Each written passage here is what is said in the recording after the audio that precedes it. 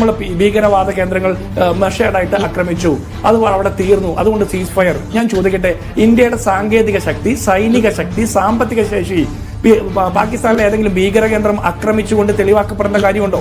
ലോകം മുഴുവൻ അത് അംഗീകരിക്കുന്ന ഒരു കാര്യമല്ലേ? പണ്ട് നെഹ്റുവിന്റെ കാലത്ത് പാക് അധീന കാശ്മീർ പിടിക്കാൻ പറ്റിയില്ല, ഇന്ദിരാഗാന്ധിയുടെ കാലത്ത് പറ്റിയില്ല, അതിനുശേഷം ശാസ്ത്രിയുടെ കാലത്ത് പറ്റിയില്ല. ഇപ്പോൾ കിട്ടിയ ഒരു അവസരമല്ലേ POK പിടിക്കാൻ? പാക് അധീന കാശ്മീരിലേക്ക് പോയി അതിർത്തി കല്ല് മാറ്റി സ്ഥാപിച്ച് പിടിക്കാൻ കിട്ടിയ അവസരമല്ലേ? അപ്പോൾ നിങ്ങൾ അമേരിക്കയുടെ പ്രസിഡന്റ് പറഞ്ഞത് കേട്ടുകൊണ്ട് വെടിനിർത്തൽ പ്രഖ്യാപിച്ച് തിരിച്ചു പോന്നു. അപ്പൊ എന്തുകൊണ്ടാണ് നിർത്തിയത്? അതായത് ഈ വെടിനിർത്തലിൽ നിങ്ങൾ തൃപ്തരല്ല, POK പിടിച്ചെടുക്കണമായിരുന്നു എന്നാണോ നിങ്ങളുടെ അഭിപ്രായം? നീ അറിഞ്ഞ ഞാൻ പെട്ടു. വെടിനിർത്തലിൽ നിങ്ങൾ തൃപ്തരല്ല, POK പിടിച്ചെടുക്കണമായിരുന്നു എന്നാണോ നിങ്ങളുടെ അഭിപ്രായം?